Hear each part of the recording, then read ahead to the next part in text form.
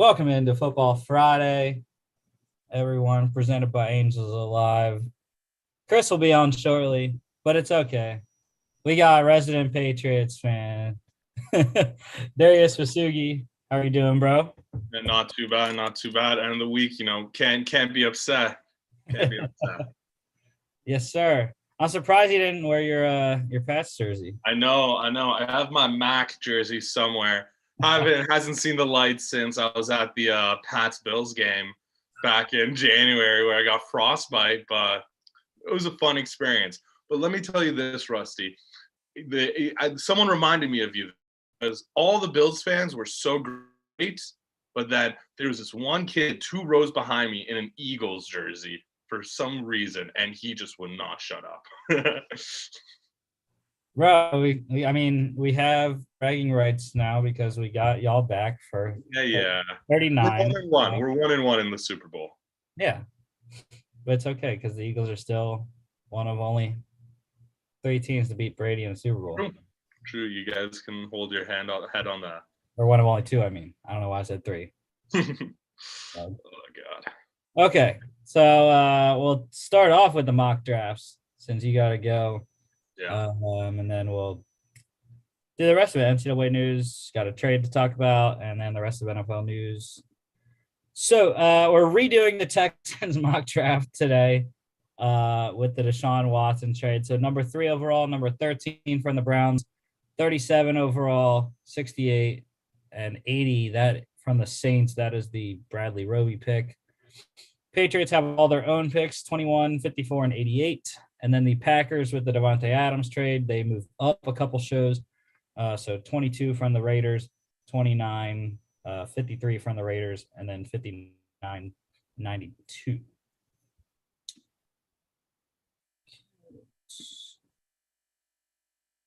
Get to the mock draft sim here. The Draft Network. Still waiting on that sponsorship, but it'll come.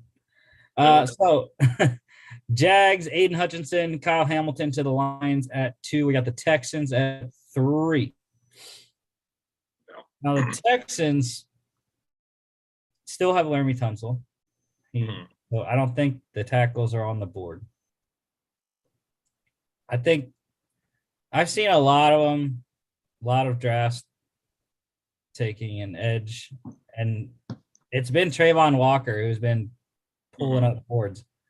Yeah, I've seen some with Ikwanu as well, but we'll see if they want to go early on the tackle. Yeah, so I think for us, I'm going to be biased and put the Georgia boy up there and go Trayvon Walker to the Texans. Jets go Evan Neal, Ikem Ekwonu for the Giants. Yes, Kayvon Thibodeau to the Panthers. That's what I like to see. Jermaine Johnson for the Giants. Malik Willis, first quarterback to the Falcons. Derek Stingley for the Seahawks. George Karlaftis to the Jets. Ahmad Gardner for the Commanders. Andrew Booth for the Vikings. Texans back up. And so they have corner as the next need. Trent McDuffie's all the way at 21. I don't know why they have quarterback on there. I'm a big Davis Mills guy. So yeah. I like honestly, I don't see, especially in this draft class, I don't see the rush to go out and get a QB if you're the Texans. Davis Mills, he was pretty decent all year last year. I remember he gave the Pats quite the scare. I think it was that week 5. But yeah, I like Davis Mills. I don't see any rhyme or reason them pursuing a quarterback. Yeah, and I mean, the value obviously is the top right there. Charles Cross at 13 would be very good, but I want to get Davis Mills a weapon. I think we got to take one of the receivers, and I don't know. Which one do you like better, Garrett Wilson or Drake London? I can't take Jamison Williams with the ACL this far. Yeah, I feel that. But personally, I like London. I like his size. I think he will be a beast. But honestly, if you're picking one of these wide receivers in the first round, you're going to get a stud regardless. the value. This wide receiver draft is very nice. Yeah, I agree with Drake London. I think Garrett Wilson's very similar to what they already have in Brandon Cooks. Mm-hmm. So, yeah, I mean, Drake London's had some injury issues too, but yeah, the production is too great to outweigh the injuries. Definitely. Okay, Ravens going Jordan Davis, Jameson Williams to the Eagles, Trent McDuffie to the Eagles, Charles Cross for the Chargers. That's a massive win for them. Yeah. Garrett Wilson to the Saints, Boye Mafe to the Eagles, Trevor Penning for the Steelers. Now your Patriots. Who do you like? So is what's his name? Is Mr. Alam still there? See, I am very, very torn because so Jameson Williams already got taken. And it is Nakobe Dean still up there? Yes, both linebackers are available. Yeah, they're pretty low. See, I think honestly, we need to the cornerbacks are definitely an issue spot for us right now. And, great to have the Super Bowl hero back. I'm not excited to hear that narrative be run to the ground again. But I really like Alam. I think, his size and his speed, I think, especially, with Tyreek, if we're going to have to face Tyreek Hill and Waddle twice a year, we need to get a lot faster on the defense. I think Alam is a great pick. I'm a big fan of him. Kyer Elam, I believe he's Matt Elam's cousin. Oh, really? I think. I'll get you on the fact check right there. Former Ravens first round pick, Matt Elam, safety. Maybe I got the name wrong. Pretty sure it was Matt Elam. But yeah, I mean, I agree. I've seen a lot of mocks going with the linebackers, whether that be Devin Lloyd or Nakobe Dean to the Patriots. But I mean, they still have, long time Dante Hightower. No, they haven't done. I'm pretty sure Hightower's a free agent. We haven't brought him back yet. And well, I mean, even so, they did just trade for Mac Wilson. Yeah, I like that. From the Browns. I think Bentley is going to play a huge part in our defense this year. But yeah, it's definitely like linebacker or corner. I think, if, with Olave there, that will pull up some questions because, eventually, we want to get Mac somebody to throw the ball to. And I think that would be a really nice pick. But I think at this point, it's kind of more of a vanity pick if they were to take him now, Yeah. Ideally, you wait a bit longer. And there's someone I like in the second round. So yeah, it's too deep to take a receiver when you don't need one. Yeah, definitely. Okay, Kyer Elam, Florida corner to the Patriots. Packers, okay, we're taking a while. We have to take a wide receiver. Yeah. I don't care what Brian Gutekunst is saying or what he's done. You have to. I mean, if they don't take a receiver, I think Rodgers may go MIA for another month on some kind of retreat. I don't think he can mentally handle that. I think. What's up, Chris? What's up? What's up, man? How's it going? Chris, your Jets took Evan Neal and George Karlaftis. I mean, I wouldn't mind Evan Neal, but I think Karlaftis a little early for number 10 overall. Okay, so Packers, we're getting him a wide receiver here. Chris, we took Trayvon Walker and Drake London to the Texans with their 2 picks, and Kyer Elam to Darius's Patriots. So we're on the wide receiver for the Packers, and I thought it's funny because we're gonna do exactly what the Vikings did. Trade Stephon Diggs for a first-round pick, use that first-round pick on another wide receiver. So I wholeheartedly. Although I don't think that there's a Justin Jefferson in this draft, though. But yeah, not at this pick, probably. Yeah. So these are the top 3 here: Dotson, Olave, and Burks. And what they have on the roster right now is, I think, puts Jahan Dotson out with Amari Rodgers and Randall Cobb already their slot guys. Now, Jahan Dotson's better than both of them, more than likely.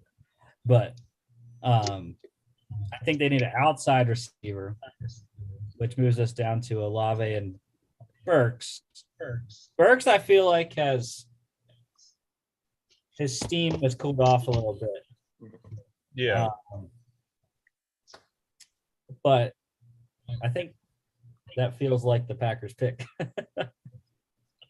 Well, I'm actually kind of surprised that Burks is still even here in this. I mean, I know we really don't have much control over the rest of the teams, but I don't think he'll actually be here when the real draft comes around. Yeah. Yeah. Okay, so Traylon Burks, it is. Sure. And see, this is why I wanted Danny back today. Oh, well, Logan's a Packers fan too. He couldn't make it. I have all these Packers fans, and I couldn't get anyone to come on. Yeah, being up in Wisconsin, I'm sure you do. All right, Traylon Burks to the Packers. Cardinals go. Look at that, Jahan Dotson. Chris Olave. There you go. Cowboys. Devontae Wyatt for the Bills. Devin Lloyd for the Titans. Zion Johnson to the Bucks. Packers. Now, Z just went to play for the Vikings. So Darius Smith. And luckily for them, there is an edge rusher here. But are we comfortable taking him at 28, knowing that he's not going to play almost all season, if any, with his torn Achilles tendon? Yeah, I don't know. I don't think that I think Ojabo slips to at least the second round now because of that injury. And somebody's going to get a steal, but I don't think he's going to make much of an impact this year. So, I mean, for a team like the Packers who are pretty much win now, I don't think he makes sense for them. Yeah, definitely agree. I don't think the timetable lines up at all.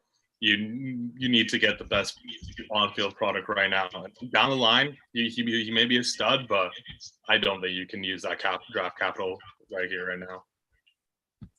There's another guy right there from your other alma mater, Rusty, though. They do need linebacker help. Yeah. Well, they re-signed Devondre Campbell.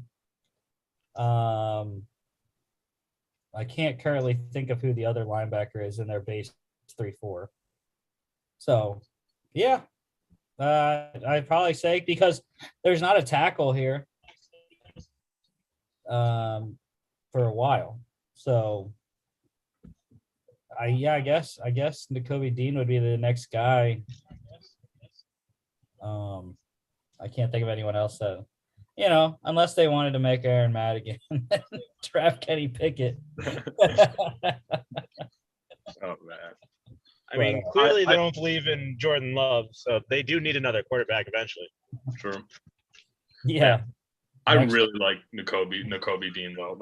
I see him as a possible target for the Pats up at 21.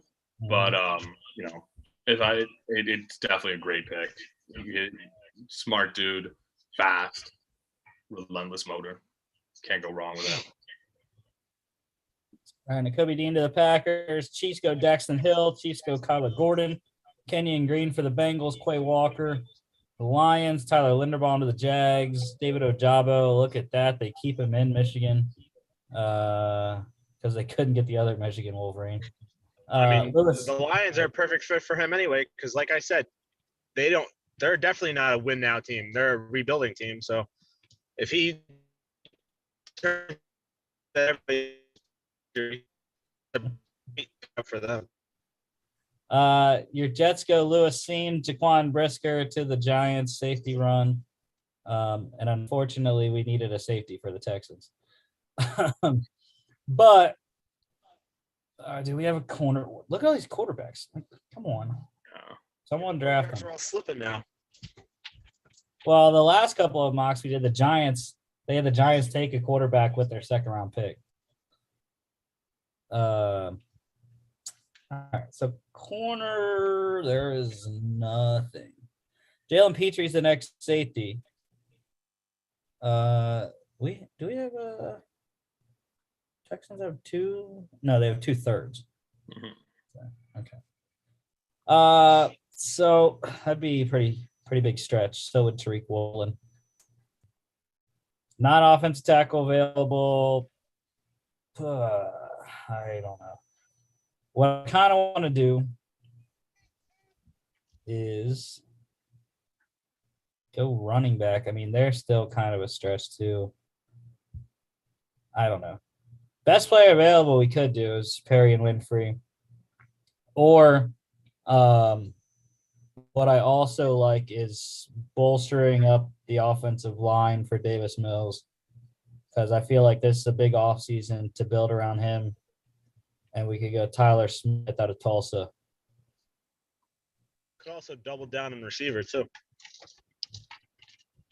because the Texans don't really have any weapons. So There's one. But again, just like when we drafted Drake London, Sky Moore, I think, is way too much like Brandon Cooks, a slot option. That's a deep threat. So, yeah, I think I want to go Tyler Smith or Kenneth Walker. Kenneth Walker's right there too. Yeah. I think in this scenario, you'd go offensive line. If they really do think that Davis Mills is the future at the quarterback position for the Houston Texans, they need to go out and protect him. So, yeah. No, you can never go wrong with an offensive line pick. No, it may not be the sexiest, but, especially if you're the Texans and you have all these holes you need to fill, got one of the better guys left on the board. Strengthen up that line and just protect your guy. Yeah, I remember last year Davis Mills was getting railed some of those games, man. Yeah.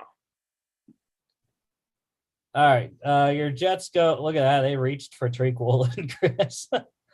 Arnold Abakidi. Oh, the Seahawks got their quarterback. Kenny Pickett it is. Cam Thomas to the Seahawks as well. Sky Moore for the Colts. Christian Harris to the Falcons.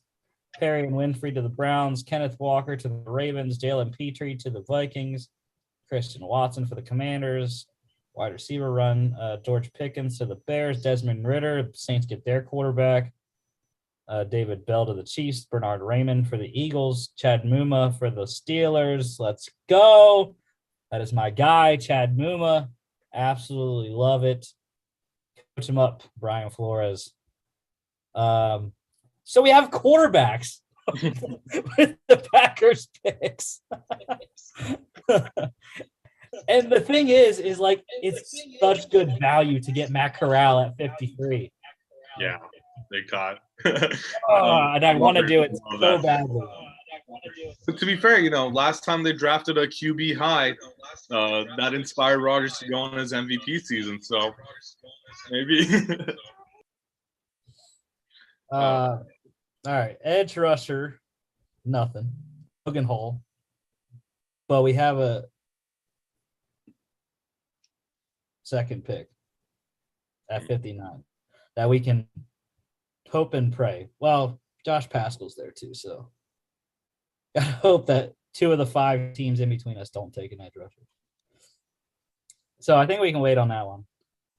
Tackle, look at that. Oh, yeah. I could see him and sporting the power G. Oh, yeah. At 6'8", 380. Daniel Fa'alele. He's got the Wisconsin build. Like, I like that pick. Yeah, they need a right tackle.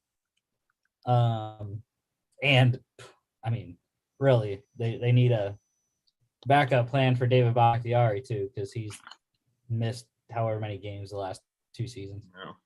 He's been putting it on for the Persians in the league, but he's definitely been banged up quite a bit lately.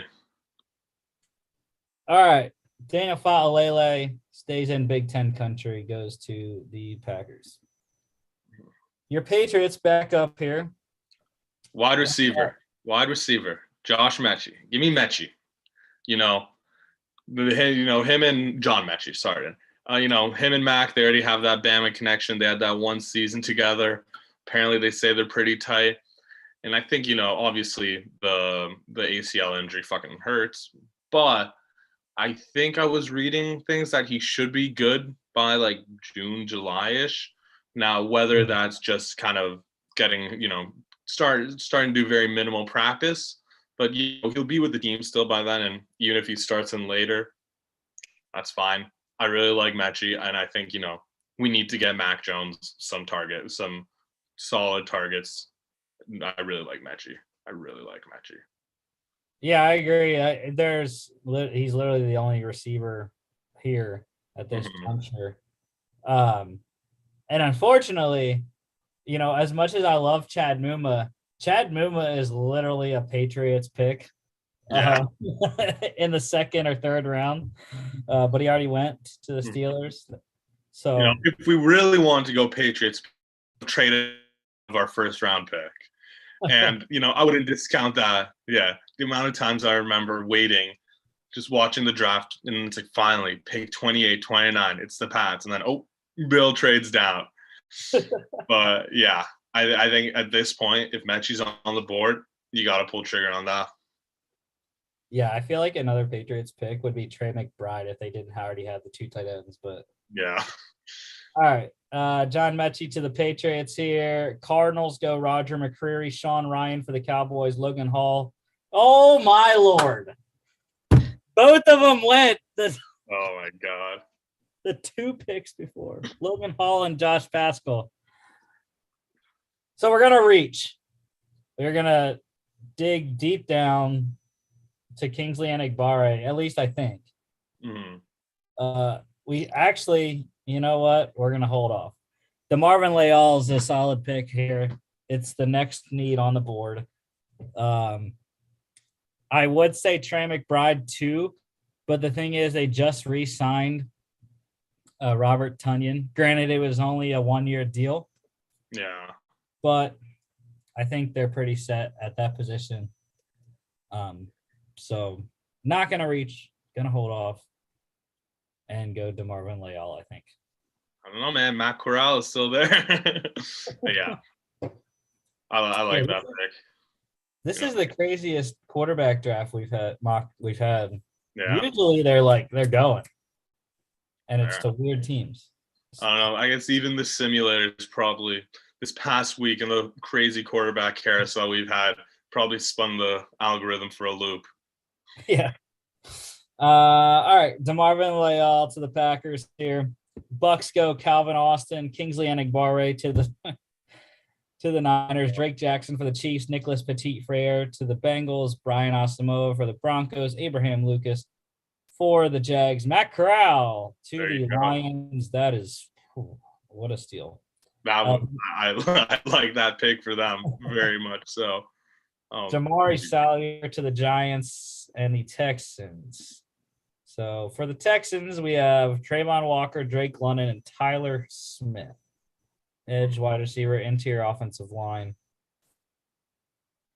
And once again, there are no corners to be seen. There are no safeties to be seen. Yeah. No tackles. And see, that was part of my thinking on getting a Lam early because, like, wide receivers, very deep. Corners, not so much. Yeah. And so we have 80. So there are some corners down here. Yeah. 80, 90 range. So let's go get Mac more weapons. No, this is Davis Mills. We're on the Texans. Davis Mills, that's what I meant.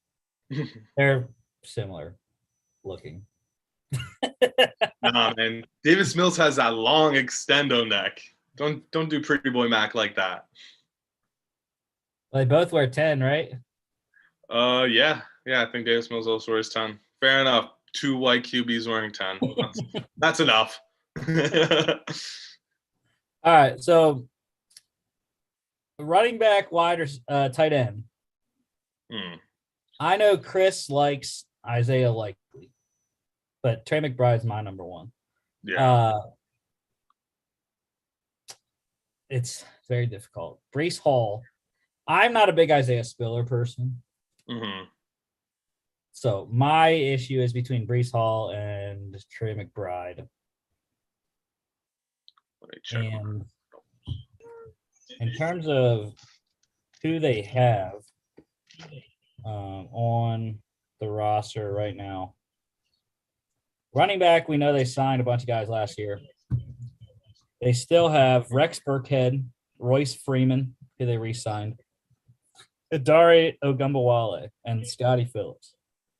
Tight end, they got Brevin Jordan, Farrell Brown, who they re-signed, and Anthony Alclair.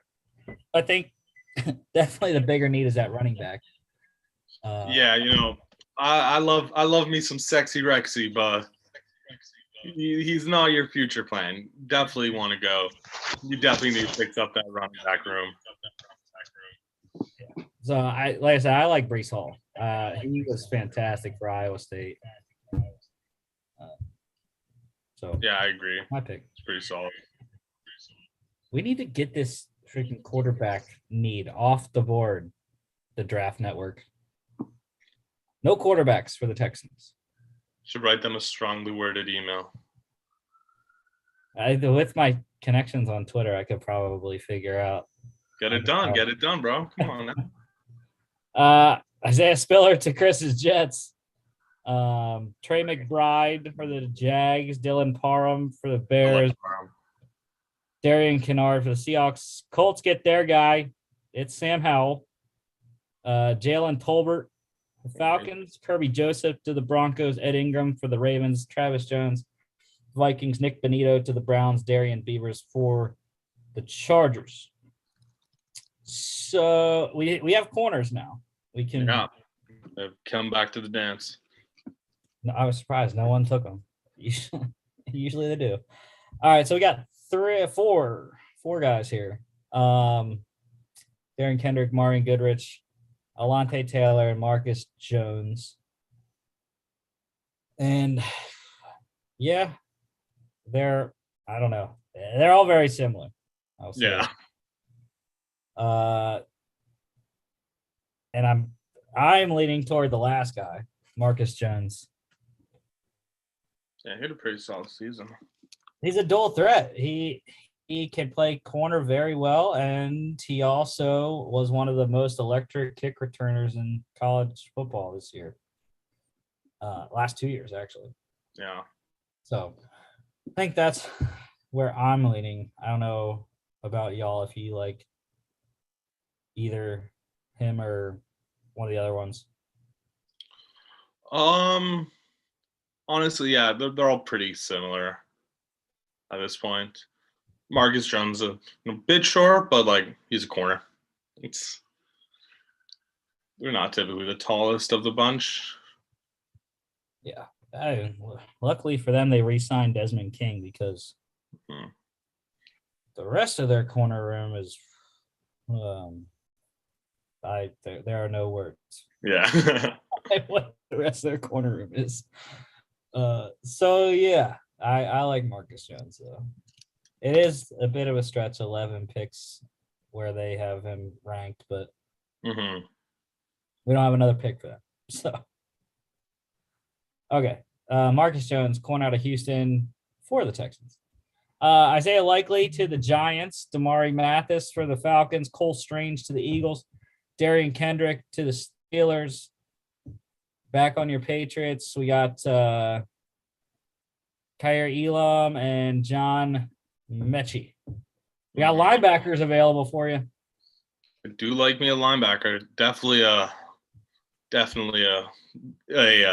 room we need to improve a lot. So. And I know which one I want. Yeah. Sell me on it. Patriots pick Troy Anderson out of Montana State. That is a Patriot right there. He had awesome playoffs for Montana State, leading them to the FCS championship game this past fall. Pretty good week at the Senior Bowl, and I didn't really see him at the combine, but I don't know if he went to the combine or not, but yeah. All I see, my draft knowledge is enough to I don't put in as much as you, so I gotta refresh myself. The first thing when I see on this one article, Swiss Army knife type of player, and that's him.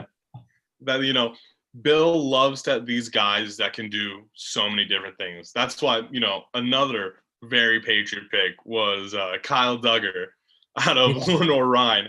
And I remember thinking, like, where in the world is Lenore Rhine? But, like, he's just come in and he's been a stud for us. And, yeah, when you can get these guys that they can do multiple things really well, you got to take them. Yeah, I know Chris will be disappointed. I know he's a big Leo Chenal fan. Mm-hmm. But, yeah, I like Troy Anderson to the Patriots. Got it. Zachary Carter to the Raiders, Tyreek Smith for the Cardinals, Alontae Taylor to the Cowboys, Jeremy Ruckert to the Bills, Kyle Phillips for the Titans, Mario Goodrich to the Bucks. Final pick for the Packers. Where is the edge rush? Oh, look at that. We got one. Sam Williams. He's the only guy. Holy crap. Matt Araiza at 100? What? What is that? I've seen some Pats mocks of him going in the 4th round to them. I mean, he is probably the best punter to come out in a while. Yeah. Hey, man, kickers are people too. Man. Kickers and punters are people too. I mean, 100's in the 3rd round. Okay, so we have one edge rusher available. I think that's actually, you know what? We don't have to go because we can go Leo Chenal because he's a Wisconsin linebacker, and I believe he's done outside linebacker work.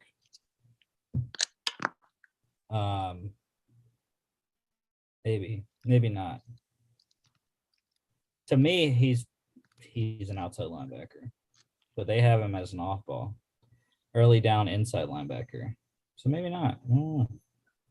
I always thought he was an outside linebacker. Yeah. So then I guess we have to go Sam Williams out of Ole Miss, the only edge prospect available to us. Edge. Yeah. Great description, guys. Edge defender. All right, yeah. The quintessential replacement for Zadarius Smith, even though we re-signed Preston Smith, got Rashawn Gary still, and another guy too that I'm blanking on who they have. Yeah, I can't remember. I know. But yeah, Sam Williams, the last pick for the Packers here. The Niners, Mikael Wright, Leo Chenal to the Chiefs, Kate Otten, Bengals, James Cook to the Broncos, Wan'Dale Robinson for the Lions, Matthew Butler for the Saints, Khalil Shakir to the Browns, Josh Williams for the Ravens. That's to say Greg Dulcich to the Rasheed Walker. I did see Greg Dulcich. I knew I saw it. Rasheed Walker, though, to the Saints, Greg Dulcich to the Dolphins, Fidarian Mathis for the Chiefs, Spencer Burford for the Rams, and the Niners, Alec Lindstrom. So our picks for the Texans, Patriots, and the Packers ended up Trayvon Walker at 3, edge out of Georgia for the Texans. 13, Texans go Drake London, wide receiver to USC. Patriots at 21, Kyer Elam, corner out of Florida. Packers at 22, Traylon Burks, wide receiver out of Arkansas. 28, Packers, Nakobe Dean, linebacker out of Georgia. 37, Texans, Tyler Smith, offense interior line, Tulsa. Packers at 53, Daniel Fa'alele, offensive tackle, Minnesota. 54, Patriots, John Mechie, wide receiver, Alabama. 59, Packers, DeMarvin Leal, interior D-line, Texas A&M. 68, Texans go Breece Hall, running back, Iowa State. 80, Texans, Marcus Jones, corner out of Houston. 85, Patriots, Troy Anderson, linebacker out of Montana State. And 92, Packers, Sam Williams, edge rusher out of Ole Miss. I will say I love the Texans draft. Yeah. Packers, I think, is the worst. But Yeah. I'm very happy with the Pats draft. Honestly, like if we come out with something like this, I would be very happy. I already know it's gonna be nowhere near this because Belichick is an unpredictable, and I wouldn't, I would say bad, but last year he did very well in the draft. So I'm gonna ease up on him a bit. But yeah, I'm very happy with that draft. Didn't trade as much last year. No, did not. Just kind of stuck to his guns and made some great picks. Really disappointed in Ronnie Perkins, though. Need to see a little more from him. All right, Darius, you're free to leave if you want, or you can stay to talk about whatever else we got going on. Yeah, no, I got like 20 minutes still. I'm here. All right, let's move on to NCAA news. We have another bad news injury for another draft prospect. LSU linebacker Damone Clark. He underwent spinal fusion surgery this past week after he had an MRI at the combine revealing a herniated disc. So likely going to miss his entire rookie season, but is expected to make a full recovery, which is good. I'm very hurt by that. Damone Clark was one of my favorite linebackers coming out of the draft, and he would have been probably somewhere in our mock draft. Yeah. Whether that would have been to one of our teams that we had or to another team. So, I'm not sure where he's going to go, if he's going to get drafted at all with that diagnosis of probably missing the entire year. Yeah. So, man, like as someone who broke their back last year, obviously different injury, but back injuries suck. And, hopefully he can get back and like be close to his old self. But all I know is that if he can make a full recovery and if he looks all good, someone's going to get a steal. I was a big fan of him at LSU last year. And, it's just which team he'll go to a team that's more established, that already, they don't have a pressing need, and you can kind of take a flyer on a guy like him. But if he can make a recovery, that's going to be a steal. In my mind right now, he goes to the Kansas City Chiefs in the 5th round. Oh, God. Yeah. All right. NFL news. We got a trade. The trades don't stop. It's just Never. One every week. Just one every week. That's our like I an unprecedented offseason. I cannot remember anything close to this. This has been just unreal. 9 players. I know I mentioned this stat on Monday. 9 players with this trade combining for 39 Pro Bowls have been traded. Insane. So here's the trade, though. The Chiefs trading wide receiver Tyreek Hill to the Miami Dolphins for a haul. Number 29 overall. That is the Niners' original pick. Number 50 overall in the 2nd round this year. They also got a 4th round pick this year and a 4th and a 6th next year. I mean, he was only signed for 1 more year. Yeah. I actually have some crazy screenshots from what went down with this trade. So first off, Dolphins assistant GM Marvin Allen was the Chiefs director of college scouting for 5 years, from 2013 to 2017. So he drafted Tyreek Hill. Okay. He was there when they drafted him in KC. Had inside knowledge of that. The Chiefs now are left with not a lot at wide receiver in terms of elite talent. They did sign Marquez Valdez-Scantling.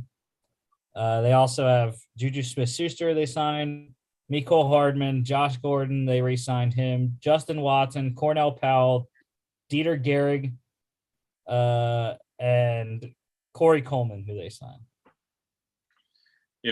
Unless they can get a time machine and bring back 2013 Josh Gordon, that was just smoking dudes, pun intended.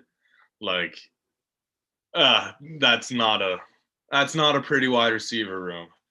You know, I guess for fantasy owners, Kelsey, bump that stock up. Yeah. It all. Yeah.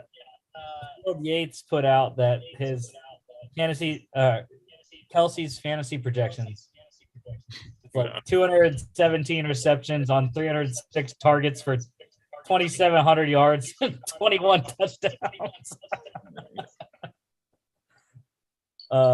But yeah, crazy. Also, I know you want to talk about it, Chris.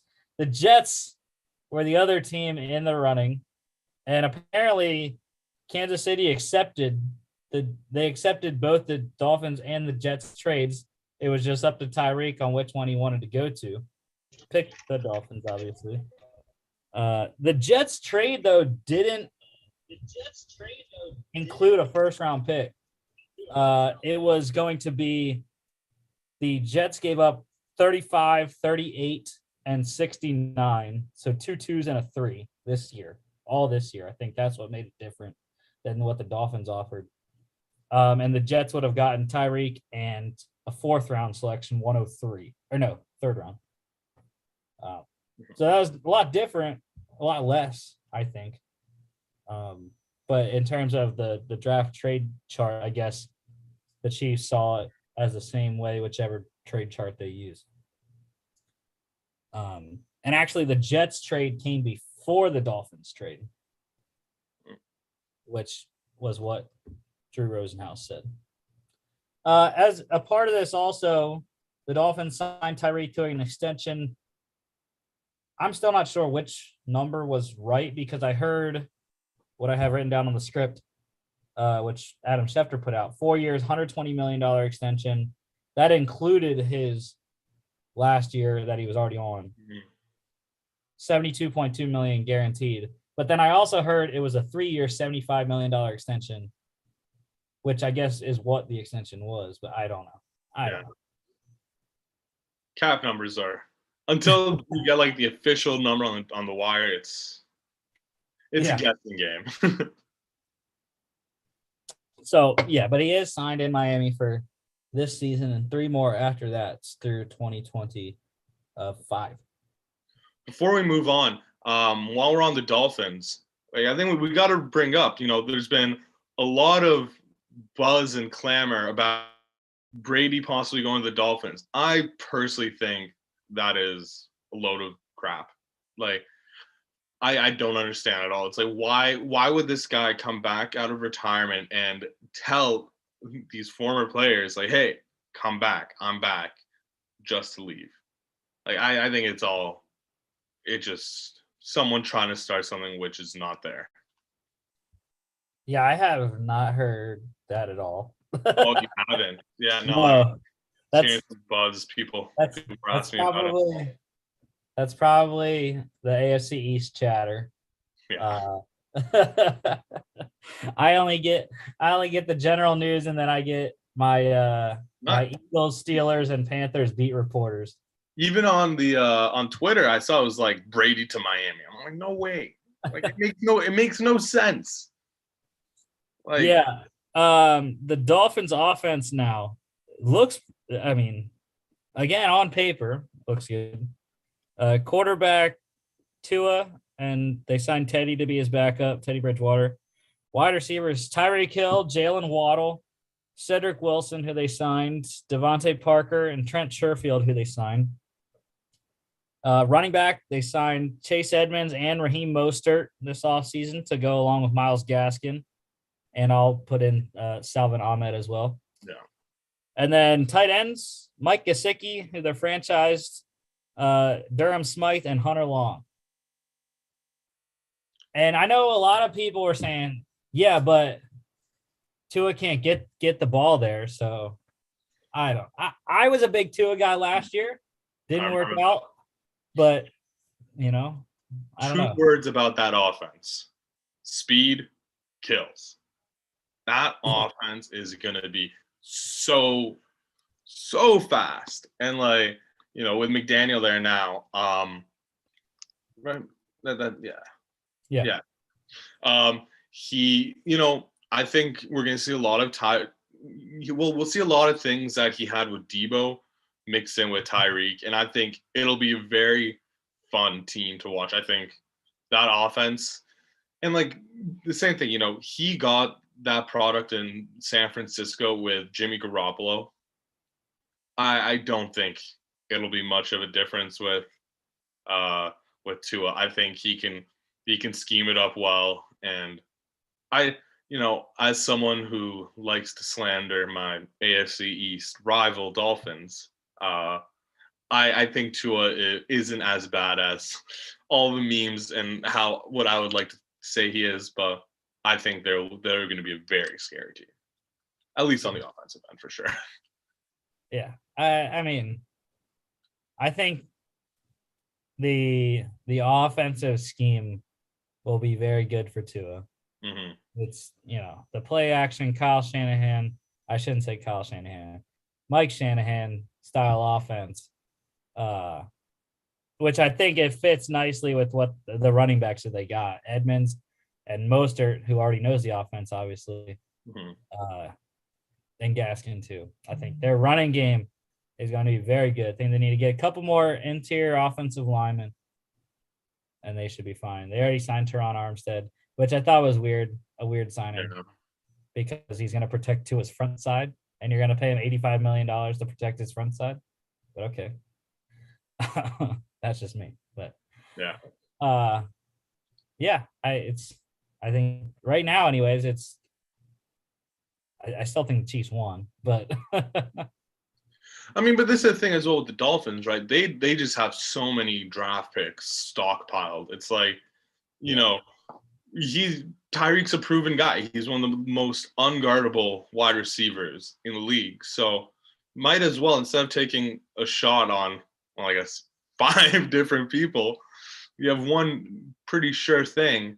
I think you got to take it and, get McDaniel a nice shiny toy to play with as he starts down there.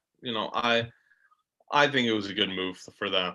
I didn't get the move from the Kansas City side, but then, once you start thinking about cap and that big ass contract they gave Mahomes, it's been a very, very bad week for the NFL salary cap. Is crowd. Because if it wasn't for that contract, we would probably still see Tyreek and KC. Yeah. And I mean, Drew Rosenhaus, he gets things done. Yeah. So, all right. Moving on from that, I guess Chris had more issues with Chris Jr. He texted me, said Chris Jr. wasn't letting him speak. He was fussing around too much. But anyways, other NFL news, starting off just some general stuff. Broadcasting news. So Al Michaels is going to move to Amazon Prime to pair with ESPN's Kirk Herbstreit, and they are going to be the calling team for Amazon Prime's Thursday Night Football slate this year, which I'm still pissed about. Like, because now I got to go buy Amazon Prime to watch Thursday Night Football. Like, bro, come on. Hey, as a student, we get some pretty good discounts. Still, dude, you get a free subscription for 6 months.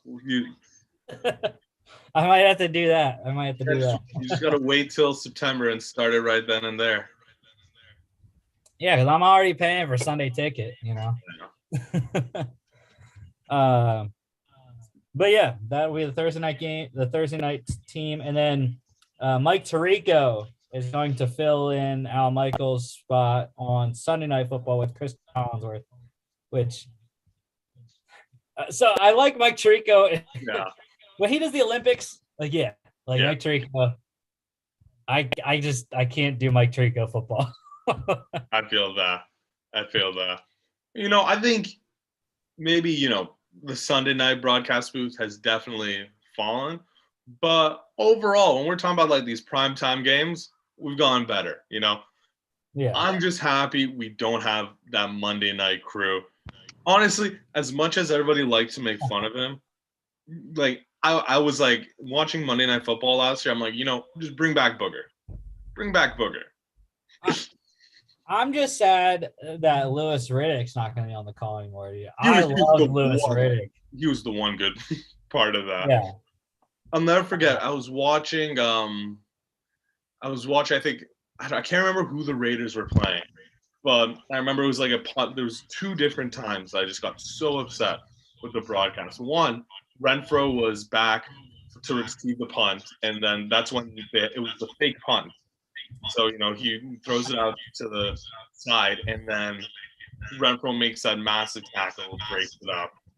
And then the announcer's like, that's a play that doesn't show up on the stat sheet, but it shows good hustle. It's like, it's a tackle. Tackles show up on the stat sheet, bro. I don't know. I had to turn on the Manning cast, and that says a lot because the Manning family and me do not have the greatest relationship. Yeah, I never watched the Manning broadcast. It was too fun. much of a traditionalist. Too much. I feel that. Like, it was like it takes away from the game a bit, but it was enjoyable at times. All right, the NFL announced the 2023 draft will be in Kansas City, April 27th through the 29th, 2023. That will be absolutely crazy. Man, I was really hoping it would be up in Green Bay. Really wanted that. Yeah. As someone who's been to a draft, it's awesome. Yeah, especially if you go the first round, man. Yeah, Chris and I went with 2 of my fraternity brothers, 2017 in Philly. That was quite the draft. At the time, it was awesome, but that was the draft that the Jets got Jamal Adams. So now it's a sour memory of mine. Oh. Yeah, but we were at the draft where Deshaun Watson got drafted and Patrick Mahomes. And Mitch at the Trubisky. time, we were like, we didn't know who these guys were, especially Mahomes. But we learned very soon. Christian McCaffrey in that draft, Mitch Trubisky. MVP. That was the first thing. We were all standing there because we didn't get tickets to the seats inside over the covered spot. We were all standing out there just checking our phones every couple of minutes. We're like, what's gonna happen? And they're like, oh yeah, dude, the Bears went up 1 spot. Oh my god. Okay, last thing on the general news here. The NFL Competition Committee spokesman Rich McKay announced there is momentum for changing overtime rules, but they're not sure. The biggest question is which one are the owners in favor of? And the second thing is, how are they going to get 24 votes relatively easily? Personally, I kind of like the Titans proposal, right? It was the Titans that had the one with the 2-point conversion, correct? Yeah. I personally like it because, if you go down the field and if you can make a 2-point conversion right afterwards, like, I like that gamble that teams can take. It's like, either just win the game there or the other team can get a touchdown and kick the point right after, and they just win it. I think it's a good gamble. I wasn't the biggest on changing the NFL play OT rules. I've been on the beneficial side of that a couple times in recent past, but I understand the need to get both teams to touch the ball. But I like that incentive with the overtime, with the 2-point conversion personally. Yeah, I agree. I was intrigued when the Titans put that one in, because the Eagles and Colts proposals, there's nothing of substance. It's just the only thing that theirs says is both teams get a possession. Yeah. there's nothing that's actually specific. I think that's the biggest thing, though. Like, I think both teams need to get a possession. like I'm fine with the 2-point conversion thing, but at the same time, it still doesn't fix the main problem of overtime. Yeah. Yeah. I mean, I still think in the playoffs, we just new quarter, play the whole quarter. And then if it's still tied, then we can do whatever. Or even a 10-minute quarter or something like that. Like, but still. Yeah, gotta be 15 minutes. I hate that they eliminated 5 minutes of the regular season overtime. Play a whole dang quarter. You know how many more injuries can happen in that 5 minutes, bro? Come on. I don't care. It's all about the entertainment. And see, like, I was thinking about, okay, what if you have something different for the regular season and postseason? But I just don't think that could work because, like, it just changes how you have to scheme and, like, prepare for overtime in different times. Like, I think whatever they do, it has to be uniform throughout. And that's why, adding a full quarter at the end isn't the most feasible thing in the regular season games. Yeah. I'm fine with whatever they do, though, as long as they don't settle on the college overtime rules with the going back and forth with the 2-point conversions. To me, that's just a stupid rule. I don't like that. Mm-hmm. Yeah, see, I'm fine if they would go to a college. See, and that's one thing they could do if they wanted to make the regular season different than the postseason because of time restrictions and injuries. They could go to the college overtime rules in the regular season. I have no problem with doing that. But yeah, like Chris said, no 2-point conversions after the third overtime. I think you have to go for 2. Yeah. After the second one. But don't do these back and forth 2-point conversions. Yeah. Especially with, the NFL media contracts, how long, if we get like 3 rounds of 2-point conversions, that's going to take 20 minutes. Yeah, I don't think we need an NFL Penn State Illinois game from last season. Oh, man. That pissed me off. 9 overtimes and then we lose.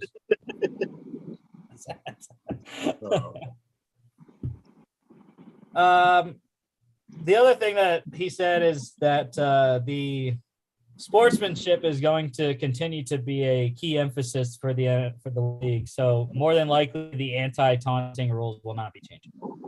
Like, I get it, but it sucks. I think I would like to see at least just like a modification because like it's just so strict in how they're calling it right now. It's terrible. A lot of them were so bad. It was awful. The worst one, I forget who it even was, but it was when he just literally like looked at the opposing sideline. Yeah. That was one of the Niners games, wasn't it? No, I think that was that the Niners or was that like the Bears? I think maybe. I'm not sure, but I know exactly what you're talking about. Yeah, and it's also annoying too because especially as fans, even if you're in the stadium, like some of the times the refs will throw official because he said something. And it's like we don't know what he said, So I don't know. All right, boys. I gotta dip out. So thank you very much for having me on. I'll be back on the pod. See you guys soon. Bye, guys. Thank you very much. Cheers. See ya. Okay, let's get into the re-signings here, Chris. We got a bunch. So the Bucks, they re-signed running back Leonard Fournette, 3 years, $21 million. Love that. Yeah, how could you not if you're a Bucks fan? I mean, it kind of sucks for you and me being fans of rivals of that team, but I mean, Fournette has proven that he still has a lot left in that tank, and with Brady coming back, I mean, I think that might have been a huge factor in his decision to resign. Mm-hmm. But yeah, he visited the Patriots. Now I think he has a bigger role too because Ronald Jones is gone, right? I believe. Yeah, I believe he's still a free agent. But yeah, he visited the Patriots, and I think right after, or maybe it was before he re-signed with the Bucks. I was just happy to offload Leonard Fournette in my dynasty league. I traded a second-round pick for him last year, mid-season. I got a first-round pick back for him this offseason. That's a bit of an overpay for whoever did that, I think. Good ROI on my part. Yeah, I mean it's kind of a second-round pick, anyways. Though it's the last pick in the first round, but still, first-round pick. So I was happy about that because yeah. So Leonard Fournette's there on a 3-year deal now. He's more than likely only going to have one season of Tom Brady. So in terms of fantasy, yeah, he'll probably put out another great year this year. Mm-hmm. But what's he going to do in 23 and 24, the other 2 years of his deal? So that's why I traded him away. Either that or Brady's going to break Favre's record for number of retirements and just keep retiring every offseason and then deciding at the last minute, no, I want to stay. True. Well, I mean, he's already going to break the record this year for oldest quarterback to start a game ever. So, all right, next one here. Punters are people too. The Cowboys re-signed punter Brian Anger, 3 years, $9 million. I don't have the punter salaries up right now, so I'm not sure where that puts him. I would assume at the top of the list. Or yeah, he's probably close to, if not at the top. But, I mean, if you asked me to name all 32 punters, I definitely couldn't do that. But Anger's one of the ones that I would be able to name. And that right there, I feel like just shows how good of a punter he actually is because people actually know who he is. Yeah. Where? I don't even know where he's at on here. Unless Spot Track doesn't have his new deal in. Because he's not on here. Might have to check over the cap.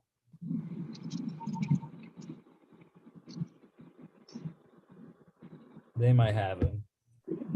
Yes, they no. Yeah, they do. Okay, so he is tied for third in average salary with I believe the Titans, Logan Cook, or no, he's the Jags, right? Jags, Logan Cook, and Raiders, AJ Cole. Does it say who number 1 and 2 are? Yeah, top one is Seahawks, Michael Dixon, and second is Commanders, Tress Way. Huh.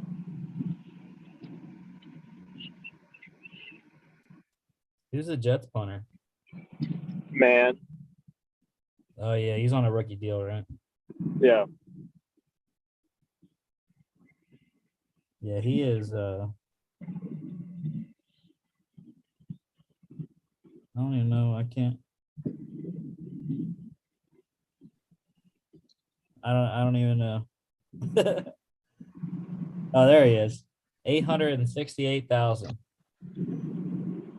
And I'll tell you, that's a steal for him because when that rookie deal's up, he will get paid because he's been a pretty good punter for the Jets. Probably the best one that they've had in a long time. I don't even know how long. Well, they have had to punt the ball a lot, Chris. This is true. And that's why we need a good one. The Packers, I mentioned this earlier, they re-signed tight end Robert Tonyan, 1 year, $3.75 million deal. I was surprised he hadn't re-signed yet. Granted, he is coming off torn ACL mid-season. So happy to see him back in Green Bay, though. Hopefully he'll get paid next year like he was going to get paid this year. Not gotten injured. Wait, I didn't hear when you guys were going over the mock draft. I kind of heard that part when you were discussing Tonyan, but did you end up taking a tight end with the Packers? No. Him being the reason. Him resigning. Yeah. The Eagles also, they re-signed defensive end Derek Barnett to a 2-year deal. And speaking of the 2017 draft we were at, that's who the Eagles drafted. Yep. In the 2017 draft was Derek Barnett out of Tennessee. I can't remember what pick we had. 13, I think it was. Yeah, I was gonna say, I think it was a mid-round pick. Yeah, I think it was 13th overall. Yeah, he's had some times where he's been good. I haven't gotten the financials, and I know the beat reporter, Jeff McClain for the Eagles, he said about they probably haven't released the numbers yet because they weren't near what Derek Barnett thought he was going to get on the open market. So that's probably why he re-signed with the Eagles. I mean, I'm happy to have him. We needed some pass rush help. And you also got a fellow 2017 draftee, first-round draftee, I should say, and a hometown guy there with was it Tack McKinley, right? Or no, Hassan Reddick, I mean. Hassan Reddick, yeah. Temple. Yep. All right, let's go to free agency. This is where we have the actual big money. I also mentioned this signing. Actually, I mentioned the first 3 signings we have already on the show. But the Dolphins, they signed Saints left tackle Teron Armstead, 5 years, $87.5 million, $43.37 million guaranteed. Massive deal for Armstead. We knew he was going to get paid. He had been the number 1 free agent for the whole time, and lands with the Dolphins. Again, I think it's an interesting move by the Dolphins because he's going to protect Tua's front side. Yeah. I mean, both are important, obviously. But I don't know. I think no matter what handedness your quarterback is, left tackle is still super important because majority of quarterbacks are right-handed, obviously. And if something were to happen to Tua, you're most likely going to switch to a right-handed quarterback. And then if you kind of ignored the left tackle spot, then the blind side of your new quarterback is kind of, unprotected. Yeah, Teddy Bridgewater, the new backup in Miami. So, but yeah, I mean, also, it's kind of a general principle that the left side of the line is supposed to be better at pass protecting. The right side is usually better at running the ball. So, next signing here, again, I mentioned this one. The Vikings have kept the band in division. It is Packers pass rusher to Darius Smith. 3 years, $42 million to be the bookend to Danielle Hunter. Vikings now all of a sudden have a pretty decent pass rush duo.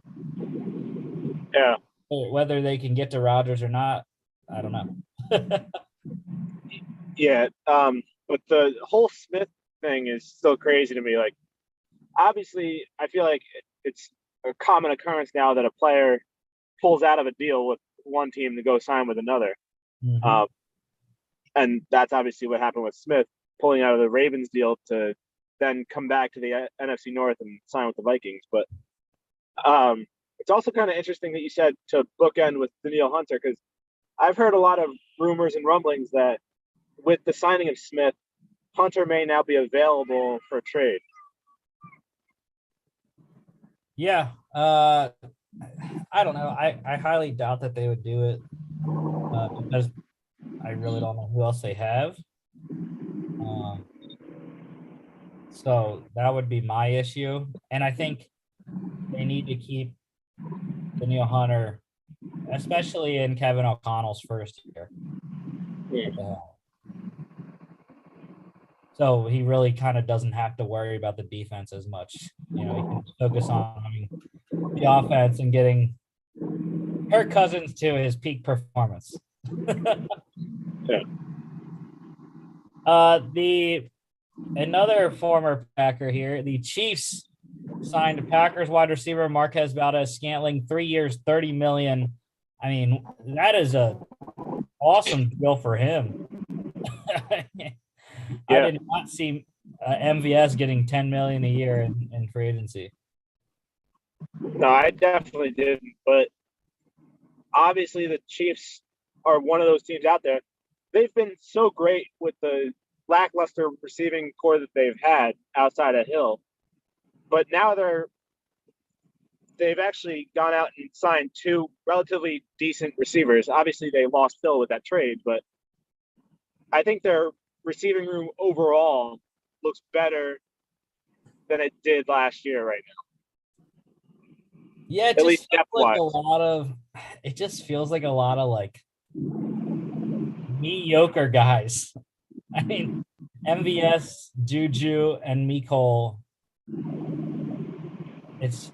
I don't know. They're gonna have to take one with one of their 29 or 30. And I actually was gonna mention this earlier when we were talking about the Tyreek Hill trade. I would be interested to see if Brett Veach goes all in and drafts two. Back-to-back, 29 and 30. Draft two receivers. Why not? Yeah. I mean, that's what the Ravens did. Was that last year or 2 years ago now?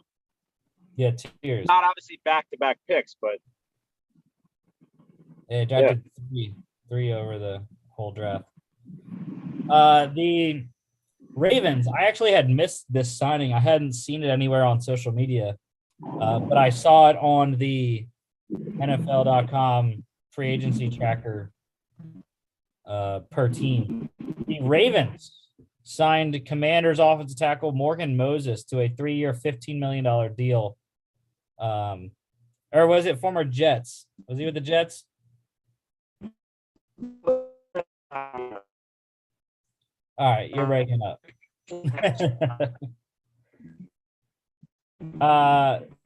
I know he was with the Commanders though. So yeah, that's a good deal for them. They needed some tackle help. Orlando Brown in Kansas City last year, moving Ronnie Stanley to left tackle. They had some issues at right. And then there goes Chris's signal. But yeah, I think it's a good move for the Ravens anyways. They need all the help they can get with blocking number 90 in black and gold in that division. So and number 99 in orange and black too. Both number 99s. Is Myles Garrett 99? I think so. I don't know. Anyways, good pass rushers in the AFC North. They got to protect Lamar from. The signal back now, Chris. There you go.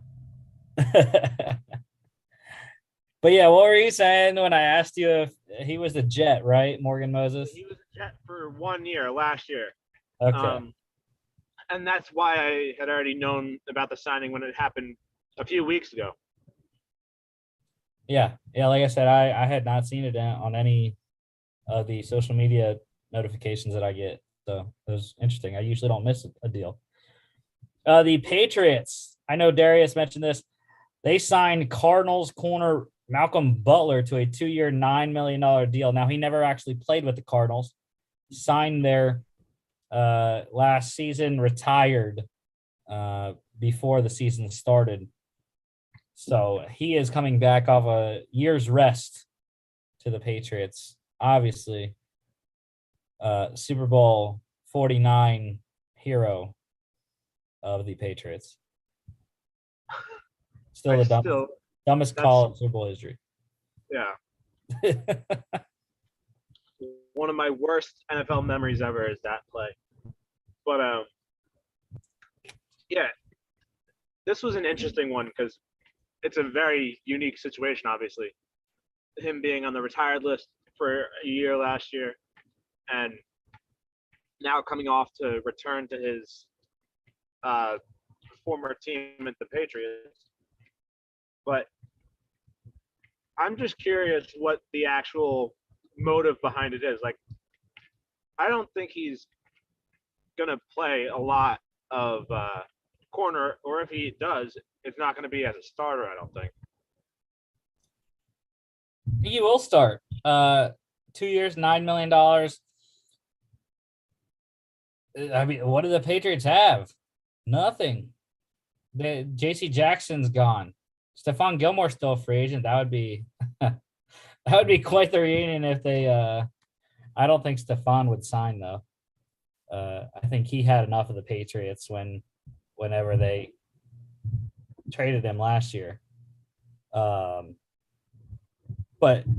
when you look at what the Patriots have, it's really thin at corner, and that's why we went and drafted Kyer Elam in the first round with the Patriots pick, because at corner it's Malcolm Butler, my boy Jalen Mills, former Eagle, and then it's Jonathan Jones, Terrence Mitchell, who they signed from the Texans this offseason, and then Miles Bryant, Jawan Williams, and Sean Wade. So, yeah, I mean, it's really pretty thin in terms of talent and production. The Bears, they have Justin Fields' new backup quarterback. It's Saints quarterback Trevor Siemian. 2 years, $4 million. And now the Bears are looking to trade Nick Foles after they signed Trevor Siemian. So isn't that what they said last year though when they signed Andy Dalton? Yeah, they couldn't find a trade partner. Yeah, I think his salary and his cap hit are a lot less this year. I think they might be able to find someone to take him. So, I mean, I don't really see anywhere that would fit him anyway. Like, maybe on a team with a young quarterback looking for a backup, or a team like, I don't know, like the Seahawks or something like that are looking for a veteran backup if they're planning on drafting one this year. The Seahawks already have their backup. Gino. Been there for years. Yeah, I mean, it's tough when you look at who actually needs a backup right now, because you think about, the Bills have all their quarterbacks, Dolphins have their two. Jets have all theirs. Yeah, the Jets re-signed Flacco. And Mike White. I'm just going down through. Patriots got Hoyer, I think. Yeah, the Patriots re-signed Hoyer. The Steelers have their three guys. Whether Nick Foles is probably an upgrade over Mason Rudolph, that's probably true. But the Ravens had theirs. The Bengals would be interesting. I mean, they have Brandon Allen. The Browns already have theirs with Jacoby Brissett. I think the AFC South, I'm not so sure who the Jags backup is behind Lawrence. That would be an interesting reunion with Foles and Peterson. Yeah. Yeah, I'm not sure. Foles going back to the team that traded him to Chicago in the first place. True. I think Peterson could convince Khan to do it though. Depending on what the pick compensation is, which at this point I could see it just being a 7. But yeah, I'm not sure who their backup is. Actually, I don't think I know who any of the backups are in the AFC South. Well, the Colts, it's Colts have Ellinger. Yeah, Ellinger, yeah. Ellinger and Andy Eason. The Titans, they have the only other quarterback I know on their roster is Logan Woodside. And the Texans, I'm not sure because Tyrod left. Yeah, but I mean, the Texans would actually be an interesting spot too, because that's one of the situations I said something about. A young quarterback, and they need a veteran backup to kind of help him develop a little bit. Yeah. I'm not sure who Russell Wilson's backup is in Denver.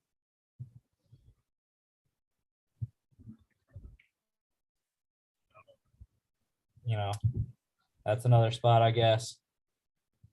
Chad Henne re-signed with the Chiefs. Chase Daniel re-signed with the Chargers. Derek Carr needs a backup in Vegas. Because they had a visit with Simeon. Yeah. So maybe the Raiders go after Foles. The Eagles have Minshew. Giants have Tyrod, like I said. The Cowboys. Who do the Cowboys have? Maybe the Cowboys. Because they lost Garrett Gilbert in free agency. Oh, they have Cooper. That's right. They got Cooper Rush. I forgot about him.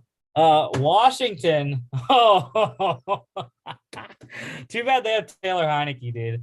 Because, oh my lord, if Foles went to Washington to back up Wentz again. Two of them teamed up and went and did the same thing they did in Philly. That would be kind of hilarious.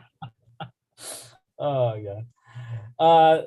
The NFC North, though, obviously the Packers have Jordan Love. The Lions, they re-signed Tim Boyle behind Goff. The Vikings, they have Kellen Mond. And the Bears, like I said, have Trevor Siemian.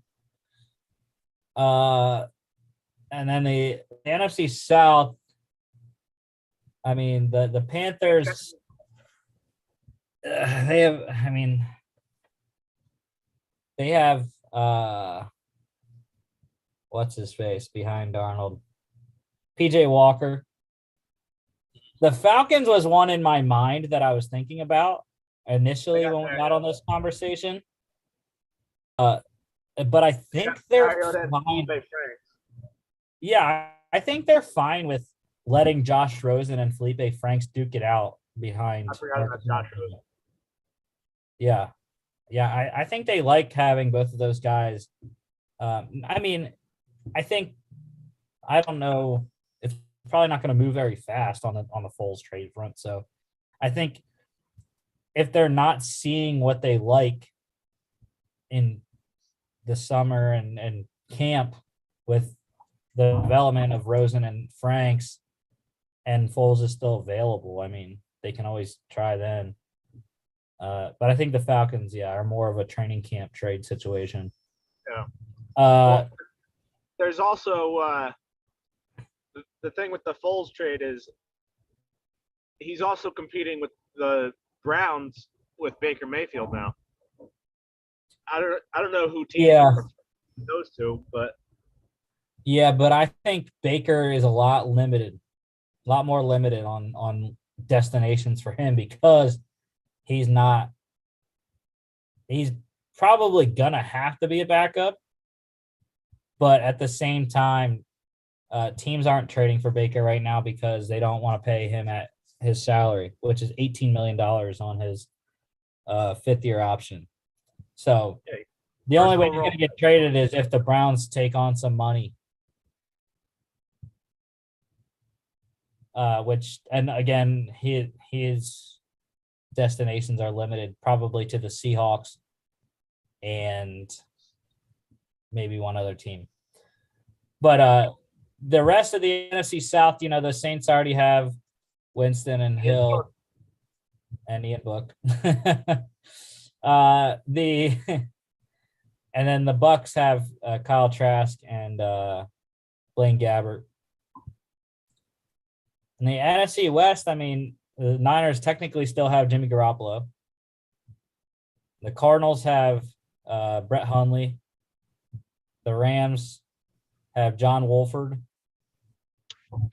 And Seahawks have Geno Smith. So, yeah. I guess I named a couple in the 32. It took me like 10 minutes to name all 32 backups, but I was very surprised I could do that. Back to these signings anyways. The Niners, they signed a familiar face, Seahawks defensive end Kerry Hyder Jr. 1 year, $1.5 million, $750,000 guaranteed. Had a nice season with the Niners. I believe it was 6.5 sacks before he left for, I think he went to the Lions first. Or no, he was with the Lions, I think. Went to San Francisco. And then to Seattle. And now back to San Fran. So, yeah, he had a 6.5 sack season, though, last time he was in San Fran, looking to duplicate or improve that in a rotational pass rush role with the Niners. And then we have a lot of deals that I don't have numbers for, but many of them are the Raiders. That's who we're starting off with. The Raiders signed Bills defensive tackle Vernon Butler to a 1-year deal. They've been one of the teams trying to bolster up that interior defensive line spot. So Vernon Butler to Vegas. Also, with Vegas, they signed Chiefs wide receiver Demarcus Robinson to a 1-year deal. So now it's Devontae Adams, Hunter Renfrow, and Demarcus Robinson. I don't know what other wide receivers they have. I don't know, because Zay Jones went to Jacksonville. Yeah, and Aguilar left last year. Yeah. So, the Giants, they signed Ravens defensive tackle Justin Ellis to a 1-year deal. That's a familiarity thing. Justin Ellis played for Wink Martindale, the Giants' new DC in Baltimore. The Chiefs, I already mentioned his name earlier, but they signed former Giants wide receiver Corey Coleman. He didn't play in 2021. Had a good season in 2020 with the Giants. So, maybe Corey Coleman's a sleeper in the Chiefs receiving room that no one's talking about. Yeah. Who knows? The Packers, I know my one friend is Packers fans, our guy Danny Potter, he mentioned this to me. The Packers signed Chiefs defensive tackle Jaron Reed. Had a pretty decent season with the Chiefs. I think he was a lot better in Seattle, but getting a little older now. So, but a nice addition for the Packers. The Raiders, they signed Titans linebacker Jayon Brown. I know they've needed the Raiders, it feels like, have been looking for linebackers for quite a while. The last couple of years, they've signed some guys and just hasn't worked out. So maybe Jayon Brown can work out for Vegas. The Vikings today signed Packers corner Chandon Sullivan. So a lower level signing, but a serviceable corner nonetheless, can play that third or fourth corner role for you. And I know you love this signing, Chris. The Lions are signing one of their own, former first-round pick and Jets standout Jared Davis. Yeah.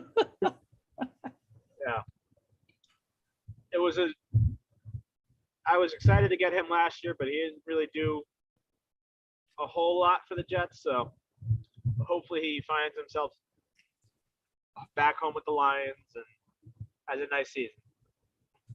Yeah, back with the Lions. Like I said, former first-round pick with them. The Saints. This is our last free agency deal here. The Saints signed Chiefs safety Daniel Sorensen. Dirty Dan is headed to NOLA So that's something. And I mean, they got Marcus May. They needed some more safety help. So,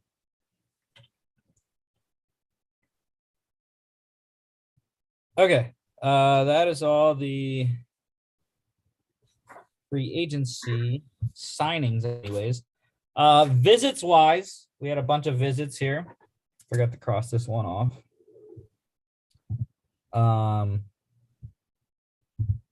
But the Texans, they are hosting a divisional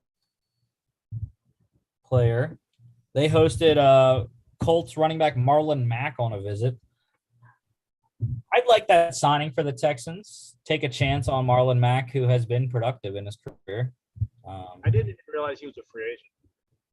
Yeah. Kind of surprised that nobody's taking a chance on him yet. Yeah, I don't know. Running back's always so finicky. And as we've seen in the last couple of years, teams are more willing to take a guy in the draft than spend money on a free agent. Yeah. Even though at this point, it's pennies. I mean, he wouldn't command a whole lot, though. Yeah. But, go ahead. Just from the standpoint of the Jets. Granted, it was a re-signing because they re-signed Tevin Coleman, but I think I'd rather Marlon Mack than Tevin Coleman at this point of his career. Even though Coleman is familiar with the system, being that he was with Saleh in San Francisco for all those years, and now going into his second season with the Jets. But I don't know. I still think I'd rather Marlon Mack over Coleman. Mike LaFleur's offense. The Falcons, they're always looking for pass rush help. So they hosted Eagles defensive end Jannard Avery on a visit. I was very disappointed in Jannard Avery. Eagles traded for him 2 years ago. Never really did much. He was always the potential guy in Philly. He was always like, like Jannard Avery, so much potential and not enough production. And then interesting, I got a note on this visit because it added a team into the mix for him. Former Seahawks linebacker Bobby Wagner visited the Rams last week, and he visited the Ravens this week. So, Ray Lewis 2.0. Yeah, that'd be kind of cool to see. Because, like you said, Ray Lewis manned that backfield for all those years. But obviously, Bobby Wagner's a great player, but he's no Ray Lewis. Yeah. I'm kind of surprised, though, that he hasn't made his way back east over here in Jersey, because he is a Jersey guy.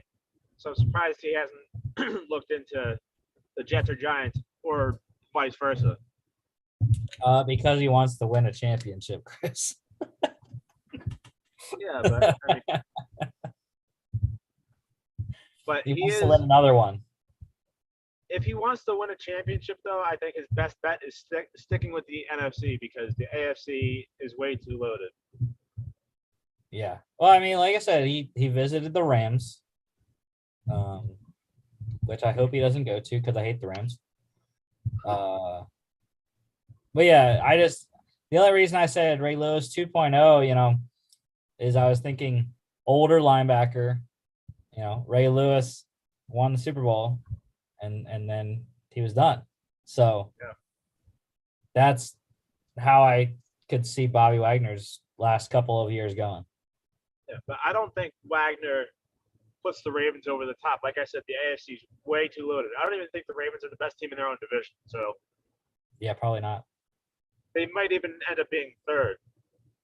You know what? You want a hot take about the Ravens, Chris? Lamar Jackson isn't the best quarterback on his team. I don't think so either. The Falcons, they hosted Bears offensive lineman Jermaine Ifedi on a visit. Again, it's just a constant. The Falcons can never get so they have Jake Matthews and they had Alex Mack. I don't know if Alex Mack is still there. I don't think he is. He's in San Francisco. Yeah.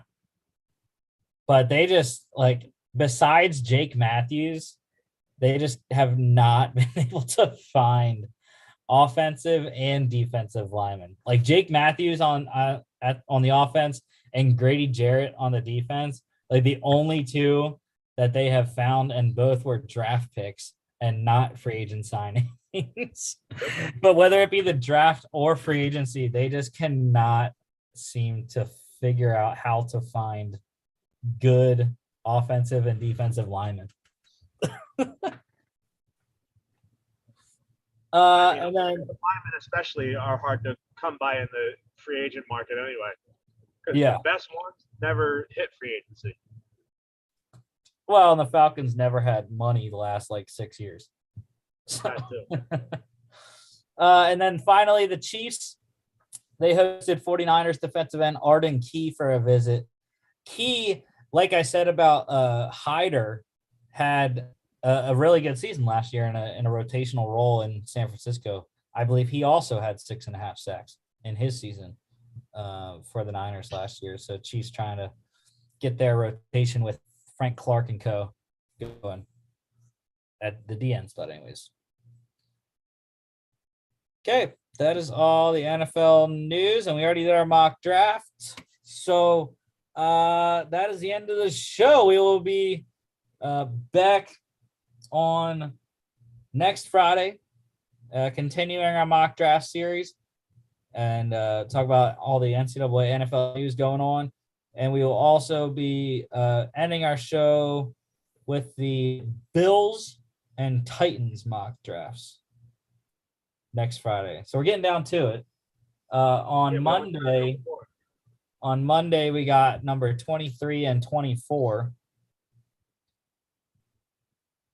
And that is the Cardinals and Cowboys. So then we'll have the Bills, Titans next Friday. And then the only things we got left then are the Bucks and Chiefs, Bengals, and Bears. And then I think we'll do Are we redoing the Broncos? Yeah, we'll be doing the Broncos again. The Broncos, we got the Broncos, Browns, and the Dolphins, Colts, Raiders. Dolphins, Colts, and Raiders, Rams. So yeah, we'll figure it out somehow. I don't know. I haven't gotten that far yet. But anyways, don't forget to follow us on all our social media at FAA Podcast on Instagram and Twitter. FAApodcast.com is our website. You can check us out here on YouTube, Facebook, Spotify, Apple Podcasts, iHeartRadio, etc. Thank you, Chris. Thank you, Darius. And we'll see you back on Monday.